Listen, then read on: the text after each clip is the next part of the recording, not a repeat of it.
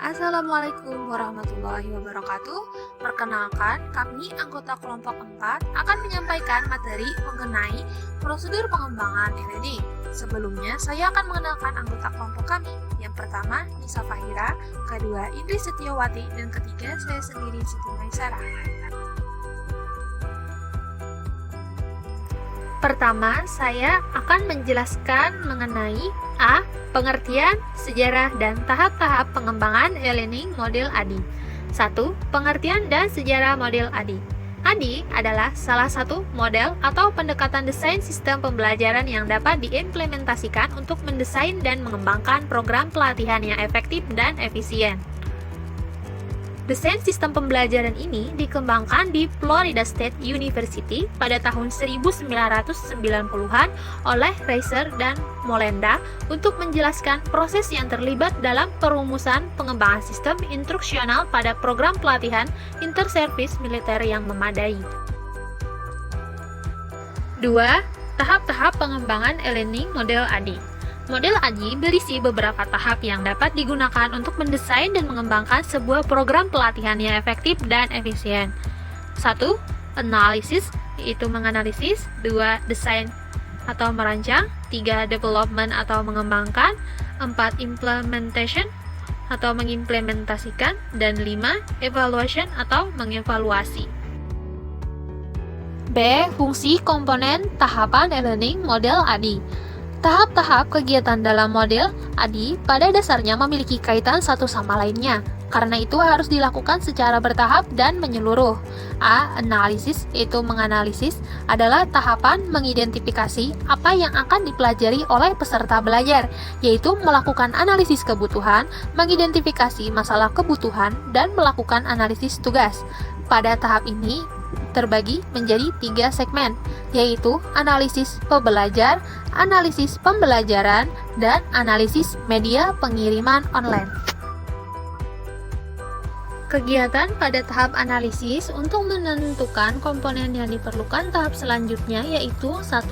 Menentukan karakteristik pembelajar, 2. Menganalisis kebutuhan pembelajar dalam pembelajaran, 3. Membuat peta konsep berdasarkan penelitian awal, 4.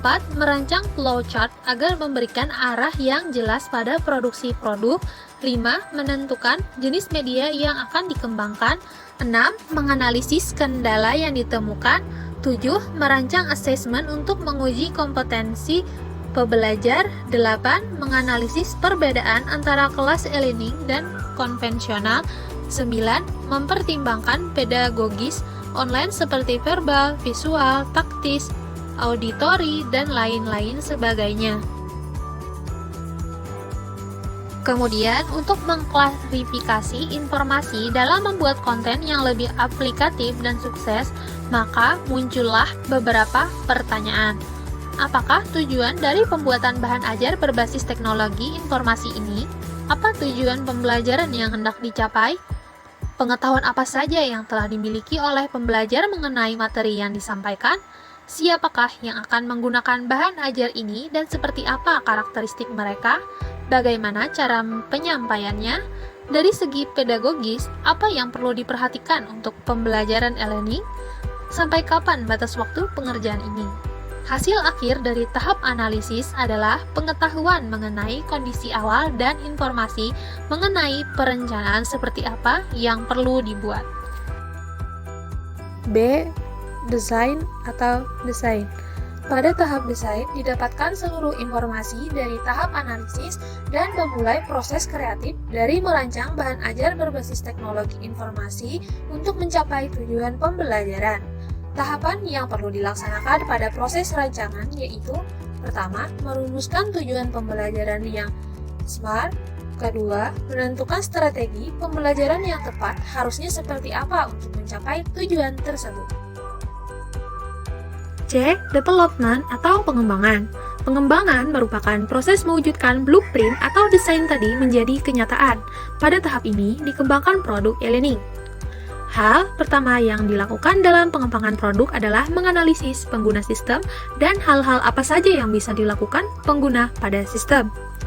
Pada tahap pengembangan ini, Produk e-learning pembelajaran dibuat dan disusun sesuai dengan rancangan flowchart dan storyboard yang telah dibuat pada tahap desain.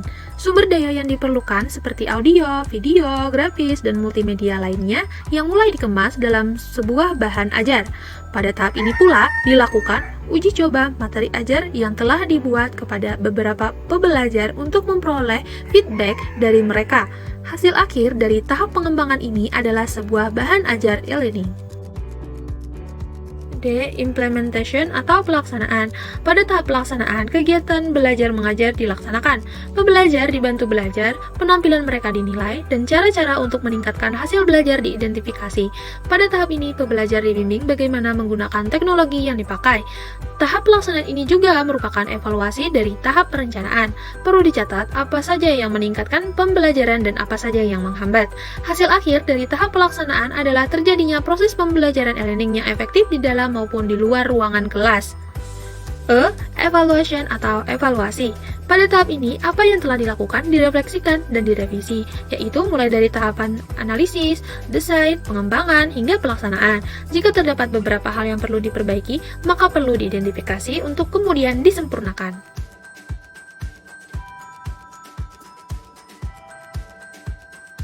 Pada bagian di atas terlihat bahwa hasil dari tahap evaluasi dipakai untuk merevisi tahap-tahap sebelumnya.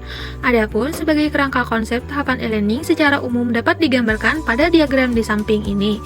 Nah, di sana terlihat, kita kan pertama itu mengidentifikasi dan menganalisis kebutuhan e-learning, kemudian kita mengidentifikasi dampak potensial dari pembelajaran e-learning untuk membuat keputusan pembuatan produk tersebut, kemudian mendesain e-learning, kemudian mengembangkan produk e-learning, dan terakhir melakukan evaluasi. Apabila terdapat cacat atau kesalahan, maka kita akan melakukan revisi kepada tahap-tahap sebelumnya dan membuat kembali, kemudian dievaluasi kembali. Baru produk itu siap diluncurkan.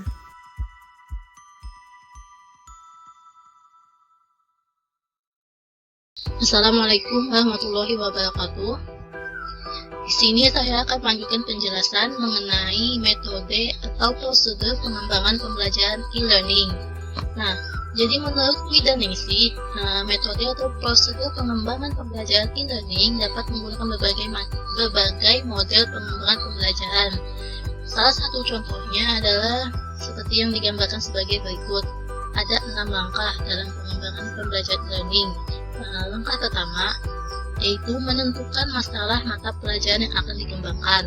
Lalu langkah keduanya yaitu mengidentifikasi silabus mata pelajaran. Langkah ketiga mengembangkan web-based learning. Langkah keempat memproduksi web-based learning. Langkah kelima menyusun petunjuk penggunaan produk. Langkah keenam yaitu kita uji coba produk pembelajaran web. Dari langkah-langkah yang saya sebutkan tadi, dapat kita ketahui bahwa langkah pertamanya adalah menentukan mata pelajaran yang akan dikembangkan. Selanjutnya dikaji situasi pembelajaran khususnya dalam mata pelajaran yang akan dikembangkan dalam e-learning. Setelah dikaji itu, lalu web-based learning dikembangkan dengan beberapa langkah. Langkah pertama, kita menentukan tujuan umum dari pembelajaran tersebut. Setelah kita mengetahui tujuan umumnya, kita menentukan tujuan khusus pembelajarannya. Selain itu, kita juga harus menentukan karakteristik peserta didik.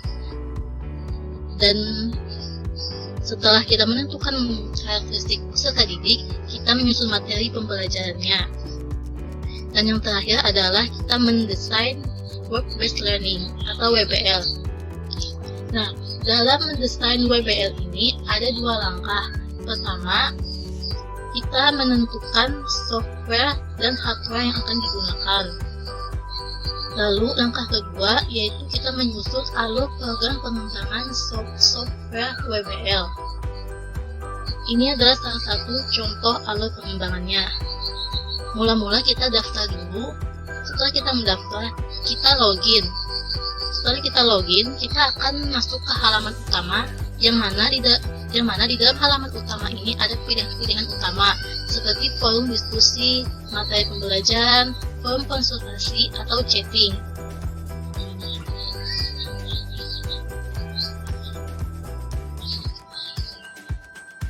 Setelah tadi kita mendesain alur program WBL, maka kita selanjutnya adalah mulai memproduksi software sesuai alur tadi. Setelah kita memproduksinya, kita perlu juga menyusun petunjuk penggunaan program yang meliputi penjelasan tujuan program dan petunjuk menjalankan program tersebut. Selain itu, perlulah kita menyediakan jaringan, yaitu jaringan lokal dan jaringan interkoneksi internasional. Langkah terakhir adalah proses instalasi produk pembelajaran. Proses pertamanya, kita harus mendaftarkan alamat virtual ke dalam IIS agar dapat diakses oleh peserta didik. WBL yang diletakkan dalam internet sebelumnya harus dipusat alamat webnya. Alamat web ini adalah sebuah alamat internet protokol IP address yang menjadi sebuah alur bagi web tersebut untuk bergabung dalam koneksi virtual. Layanan yang menyediakan alamat web ini adalah para pengusaha jasa provider yang ada, misalnya GlobalNet, Indonet, dan sebagainya.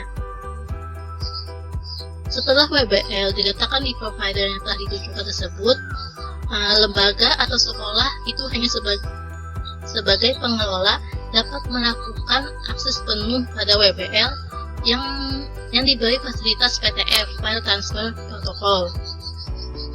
Dengan PTF ini, pengelola dapat membaca maupun mengedit file yang ada pada sumber WBL yang ada pada jaringan internet. Lalu, apabila ada kesalahan atau kerusakan dalam format web tersebut, secara otomatis itu dapat diperbaiki dari jarak jauh oleh pengelola. Nah, ini adalah beberapa contoh media pembelajaran interaktif berbasis web atau situs online. Ada Zenius Education, Wikipedia, Kelas Kita, Wolfram Alpha, Bing Search dan Google Search, Bing Map dan Google Map, Bing Translator, Worldwide Telescope. Sebenarnya masih banyak contoh video pembelajaran interaktif berbasis web. Ini hanya sebagian yang saya sebutkan.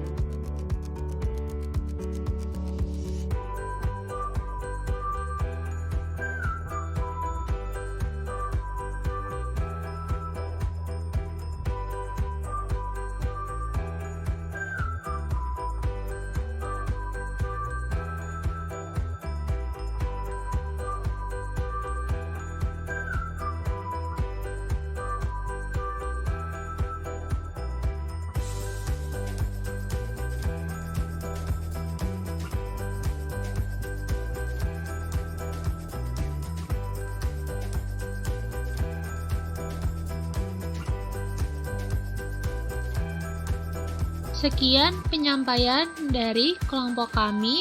Wabillahi taufik wal hidayah. Wassalamualaikum warahmatullahi wabarakatuh.